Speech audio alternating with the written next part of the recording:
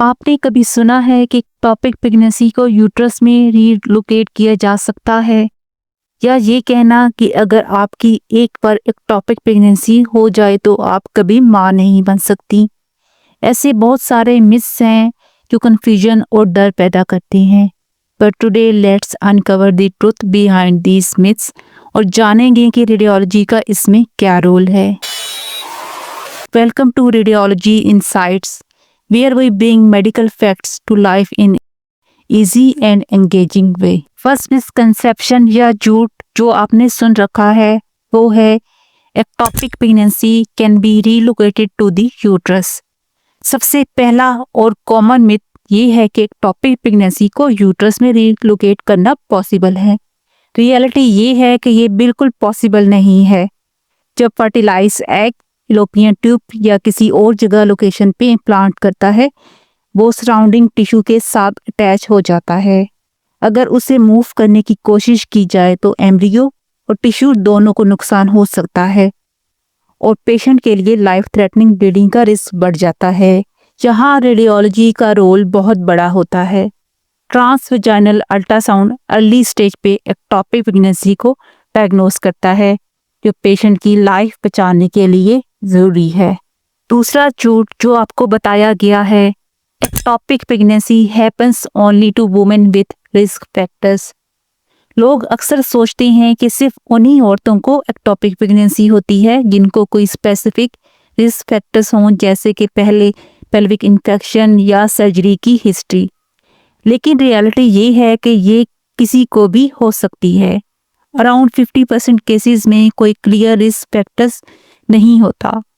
इस वजह से अर्ली अल्ट्रासाउंड हर प्रेग्नेंट पेशेंट के लिए ज़रूरी है ताकि किसी भी कॉम्प्लिकेशन को टाइम पर रोका जा सके। Third misconception is ectopic pregnancy is diagnosed after severe symptoms. कई लोगों को लगता है कि एक्टोपिक प्रेगनेंसी तभी डायग्नोस होती है जब पेशेंट को सीवियर पेन या ब्लीडिंग स्टार्ट हो, लेकिन ये गलत है। एडवांस रेडियोलॉजी टूल्स जैसे कि high resolution transvaginal ultrasound ectopic pregnancy को सिम्टम्स के शुरू होने से पहले भी डिटेक्ट कर सकता है। अर्ली डायग्नोसिस पेशेंट के लिए मेडिकल मैनेजमेंट को इजी और सेफ बनाता है और कॉम्प्लिकेशंस का रिस्क कम करता है। अगला झूठ जो आपने सुना होगा, surgery is the only option for treatment. ये एक और मिसकंसेप्शन है कि एक्टोपिक प्रेगनेंसी का सिर्फ एक ही सोल्यूशन है और वो है सर्जरी। हालांकि आजकल medical management methotrexate injection early stage ectopic pregnancies के लिए एक इफेक्टिव और सेफ ट्रीटमेंट है।